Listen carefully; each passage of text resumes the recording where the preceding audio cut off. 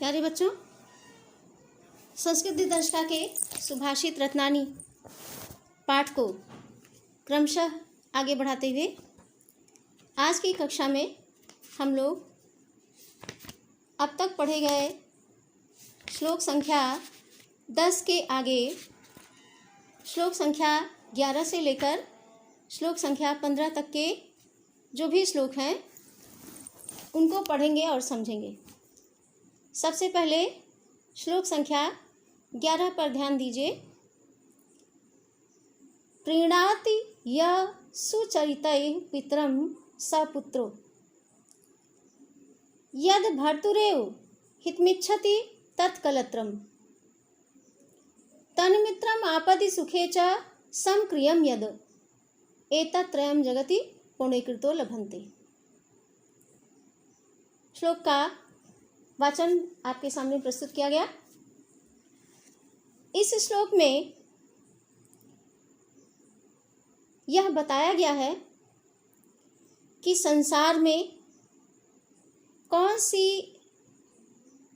ऐसी चीज है जो बहुत ही पुण्यशाली लोगों को प्राप्त होती। सबसे पहले पुत्र की चर्चा की गई, फिर पत्नी की और फिर मित्र की। प्रीणाति माने प्रसन्न रखता है, सुचरिता माने श्रेष्ठ आचरण के द्वारा, पितरम माने पिता को, सपुत्रो माने ऐसा पुत्र। ऐसा पुत्र जो अपने श्रेष्ठ आचरण के द्वारा अपने पिता को प्रसन्न रखता है, अपने श्रेष्ठ कर्म से, अपने श्रेष्ठ आचरण से पिता को सदैव प्रसन्न रखता है। यद भर्तुरेव हितमिच्छति तत्कलत्रम्। यद माने जो, भर्तुरेव माने पति को, हितमिच्छति माने कल्याण की कामना रखती है, तत् माने ऐसी, कलत्रम माने पत्नी।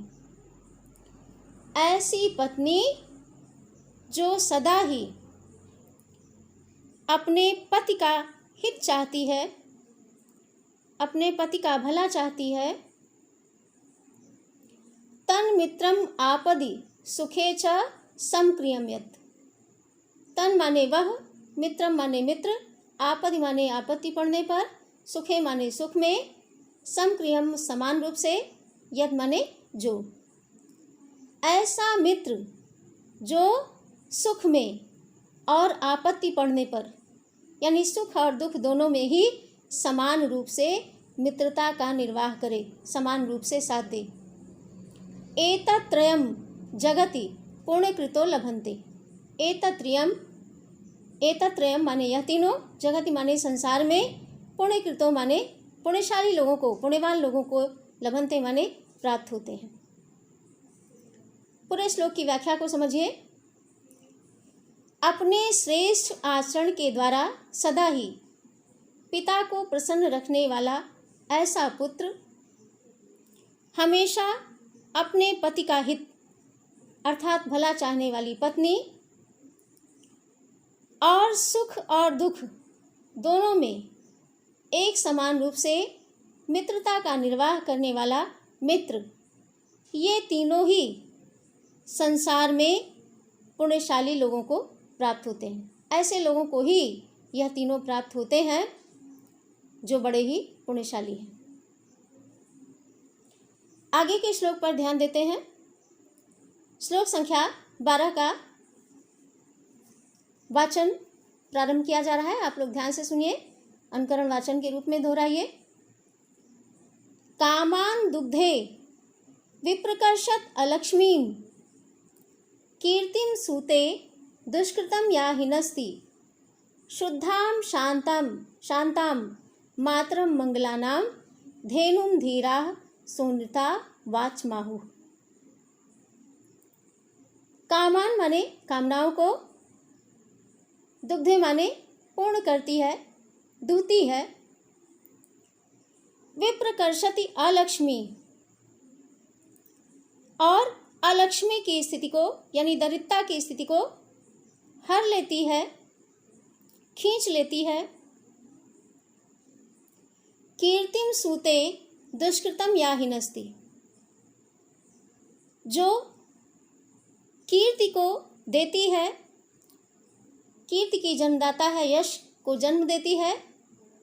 दुष्कृतम या हिनस्ति, और पाप का नाश करती है, पाप को नष्ट करती है। शुद्धाम शांताम मातरम मंगलानाम। इस प्रकार सत्य, प्रिय, सभी प्रकार के मंगल को जन्म देने वाली धेनु धीरा सुनता वाच माहु, ऐसी मधुर और प्रिय वाणी को धैर्यशाली लोगों ने धेनुम धीरा, माता रूपी गाय की संज्ञा दी है। पूरे श्लोक की व्याख्या को समझिए। धैर्यशाली लोगों ने यानी ज्ञानियों ने सत्य, प्रिय, शांत और सब प्रकार के कल्याण को जन्म देने वाली ऐसी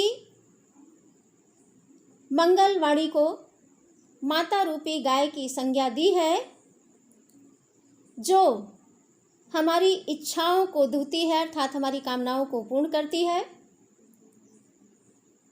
और हमारी अलक्ष्मी की यानी दरिद्रता की स्थिति को दूर करती है, नष्ट करती है। कीर्तिम सुते, कीर्ति की जन्मदाता है, अर्थात यश को जन्म देती है। दुष्कृतम या हिनस्ति, और पाप को, प्रत्येक पाप को नष्ट कर देती है। साथ ही साथ इस प्रकार की जो वाणी है वह ऐसी सत्य और प्रिय मधुर वाणी सभी सिद्धियों को पूर्ण करने वाली है, और ऐसी ही शांत, मंगल को जन्म देने वाली शुद्ध वाणी को ज्ञानियों ने माता रूपी गाय की संज्ञा दी है। श्लोक संख्या 13। व्यतिष्ठति पदार्थानन्तरः कोऽपि हेतुः न खलु बहिरूपाधीनि प्रीत्याः संशयन्ते। विकसति पतंगस्योदये पुंडरीकं द्रवति च हिमरश्मावुद्गते चंद्रकान्तः। व्यतिष्ठति पदार्थानन्तरः कोऽपि हेतुः। कहते हैं इस श्लोक में किसी भी पदार्थ के आंतरिक गुणों की चर्चा की गई है कि किसी भी पदार्थ में जो मिलाने का गुण है वह न खलु बहिरूपाधीन, बाहरी रूप पर आधारित नहीं होता है। व्यतिष्ठत माने मिलाने वाला, पदार्थांतर पदार्थ के अंतर का कोअपि हेतु, कोई आंतरिक कारण ही होता है।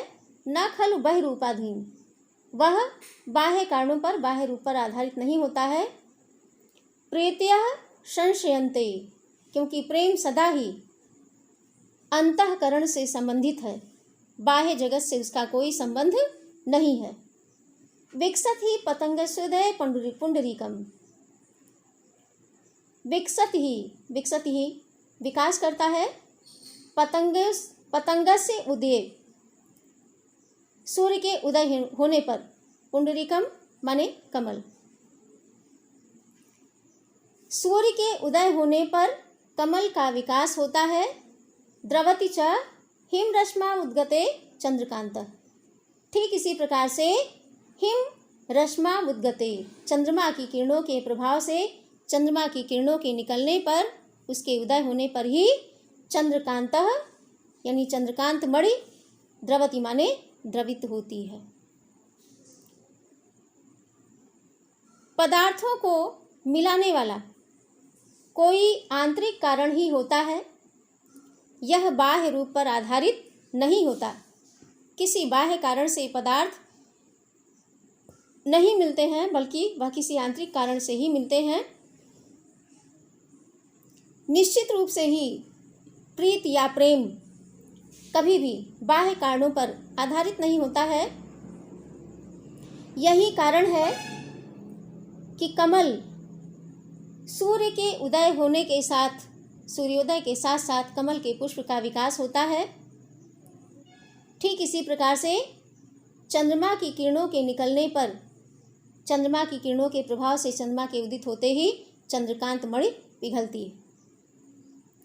तो इस प्रकार से इसमें ये बताया गया कि प्रेम कभी भी बाह्य कारणों पर आधारित नहीं होता, बल्कि आंतरिक गुण के कारण ही प्रेम उत्पन्न होता है। अगले श्लोक पर ध्यान दीजिए। निंदन्तु नीतिनुपड़ा यदि वा स्तुवन्तु लक्ष्मी समाविशतु गच्छतु वा यथेष्टम अद्य वा मर्मस्तु युगान्तरे वा न्यायात् पथः प्रविचलन्ति पदम न धीरा। नीति में निपुण लोग, नीति में कुशल लोग चाहे निंदा करें या स्तुति करें, अर्थात चाहे बुराई करें या प्रशंसा करें। लक्ष्मी समाविशतु गच्छतु वा यथेष्टम, लक्ष्मी आए या फिर चली जाए। अद्य वा मरणमस्तु युगांतरे वा, चाहे आज ही उसकी मृत्यु हो जाए अथवा युग युगांतरों के बाद मृत्यु की प्राप्ति हो। न्यायात् पथः प्रविचलन्ति पदम न धीरा, लेकिन जो धैर्यशाली लोग हैं वह न्याय के पथ से कभी भी अडिग नहीं होते हैं, बल्कि धैर्यपूर्वक अडिग होकर न्याय के पथ पर चलते ही रहते हैं।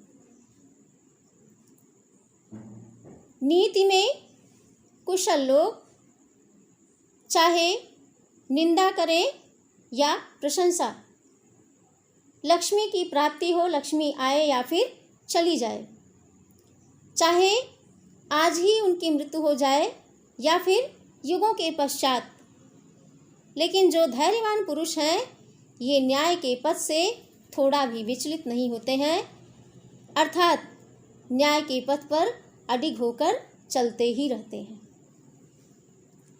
पाठ के अंतिम श्लोक पर ध्यान दीजिए। श्लोक संख्या 15। ऋषियो राक्षसी माहु वाच मुन्मत्त उद्रिक्तयो, वाचम उन्मत्त दृप्तयो, मिला करके वाच मुन्मत्त दृप्तयो। सा योनिः सर्ववैराणां सा ही लोकस्य नृततिः। ऋषियों राक्षसी माहु, ऋषियों ने उन्मत्त और अहंकारी लोगों की वाणी को राक्षसी वाणी कहा है, राक्षसी वाणी की संज्ञा दी है। सा योनि सर्ववर्णाम, क्योंकि यह सभी प्रकार की शत्रुता को जन्म देने वाली है, सभी प्रकार के बैर को जन्म देने वाली है। सा ही लोकस्य निरति, और संसार की समस्त विपत्तियों का कारण भी है। ऋषियों ने अहंकार और उन्माद से भरी हुई वाणी को राक्षसी कहा है, राक्षसी वाणी की संज्ञा दी है, क्योंकि ऐसी वाणी सब प्रकार के वैर को जन्म देती है, साथ ही साथ यह संसार की विपत्ति का कारण भी बनती है। तो इस प्रकार हम लोगों ने सुभाषित रत्नानी पाठ के शेष बचे हुए श्लोक को आज की कक्षा के माध्यम से पढ़ा और समझा है। आप लोग पढ़ाए गए सभी श्लोकों का एक बार पुनराभ्यास करिएगा, साथ ही सभी श्लोकों की व्याख्या को लिखकर भी देखिएगा।